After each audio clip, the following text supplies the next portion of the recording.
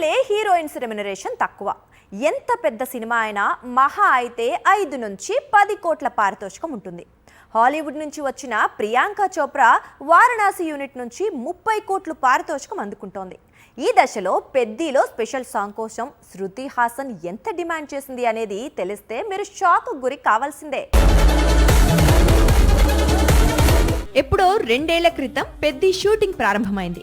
ఇప్పుడు ఈ సినిమా చిత్రీకరణ చివరి దశకు చేరుకుంది. ప్రస్తుతం హీరో చరణ్, హీరోయిన్ శృతి హాసన్ పై స్పెషల్ సాంగ్ ను పిక్చరైజ్ చేస్తున్నాడు దర్శకుడు బుచ్చిబాబు. మరో 2 రోజుల్లో పాట చిత్రీకరణ పూర్తి కానుంది. దీంతో సినిమా షూటింగ్ మొత్తం పూర్తవుతుంది. జూన్ లో మూవీ రిలీజ్ కు లైన్ క్లియర్ అవుతుంది. పెద్దిలో స్పెషల్ సాంగ్ కోసం చాలా మంది కథానాయకుల పేర్లు వినిపించినా చివరికి మాత్రం శృతి హాసన్ పెద్ది సెట్ లోకి అడుగుపెట్టింది.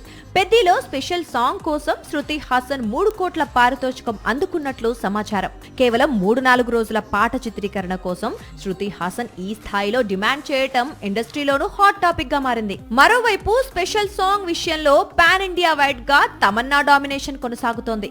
అందుకు తగ్గట్లే స్పెషల్ సాంగ్ డేట్స్ కోసం తమన్నా ఇప్పుడు 5 కోట్లు డిమాండ్ చేస్తోందని ప్రచారం సాగుతోంది. గతంలో ఊ అంటావా సాంగ్ కోసం సమంత 5 కోట్లు డిమాండ్ చేసినట్లు వార్తలు వినిపించాయి.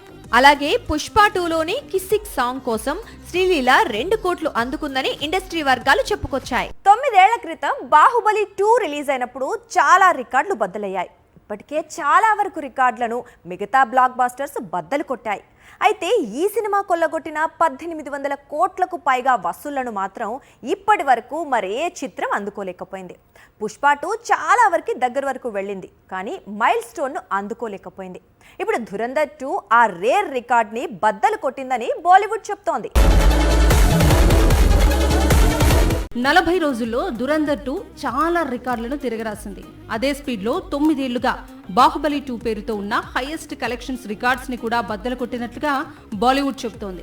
బాహుబలి 2 పేరుతో ఉన్న 1800 కోట్ల వసూళ్లను ధురంధర్ 2 అధిగమించిందని చెబుతోంది. ధురంధర్ 2 కొల్లగొట్టిన 1800 కోట్లకు పైగా వసూళ్లలో ఇండియా నుంచే 1400 కోట్లు రాగా ఓవర్సీస్ నుంచి 400 కోట్లు వచ్చాయి. ధురంధర్ 2 నెక్స్ట్ టార్గెట్ దంగల్ ఉంది. అయితే దంగల్ వసూళ్లు 2000 కోట్లు ఉండటంతో ఆ రికార్డును అందుకోవటం ధురంధర్ 2కు కష్టమే.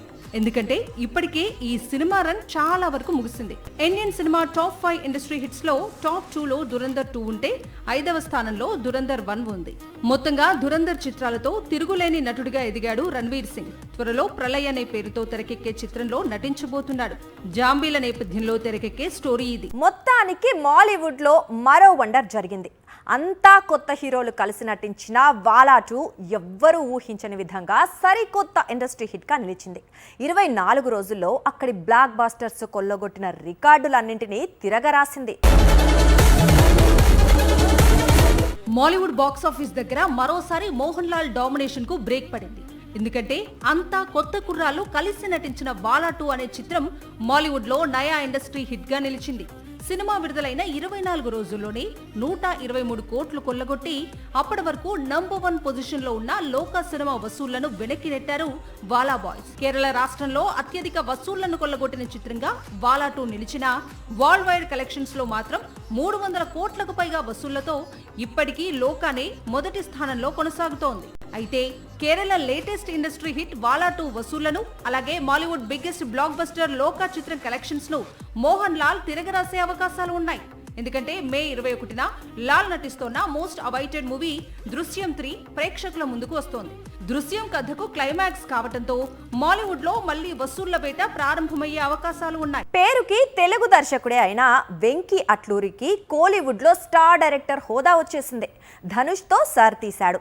ఇప్పుడు సూర్యతో విశ్వనాథ్ అండ్ సన్స్ తీస్తున్నాడు. ఇదే స్పీడ్ లో ఇప్పుడు ధనుష్ తో మరో చిత్రం చేయబోతున్నాడు. వెంకీ అట్లూరి తమిళ హీరోల కాంబినేషన్ సక్సెస్ఫుల్ గా వర్కౌట్ అవుతోంది. ఎందుకంటే సూర్యతో వెంకీ తీస్తోన్న విశ్వనాథ్ అండ్ సన్స్ ఇంకా రిలీజ్ కాలేదు.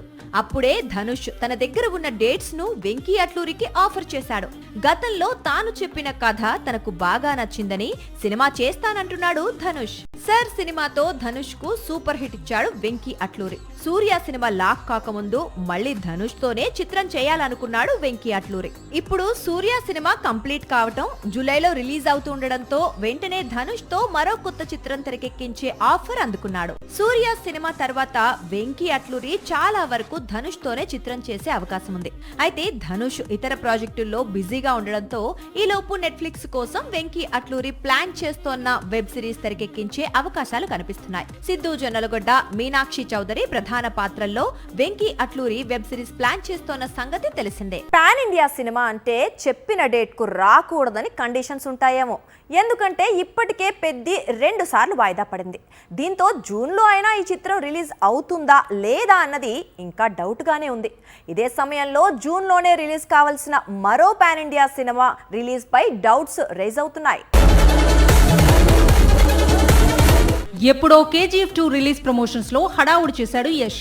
మళ్ళీ ఇంతవరకు ఈ స్థాయిలో ప్రమోషన్ లో కనిపించలేదు. మరోవైపు రాకీ భాయ్ కొత్త చిత్రం ప్రమోషన్స్ ఇంకా బిగిన్ కాలేదు. జూన్ 4న రిలీజ్ కావాల్సి ఉంది టాక్సిక్ మూవీ. లాస్ట్ ఇయర్ ఏప్రిల్లో రిలీజ్ కావాల్సిన చిత్రం షూటింగ్ పెండింగ్ అని చెప్పి ఈ ఏడాది మార్చి 19కి వాయిదా వేశారు.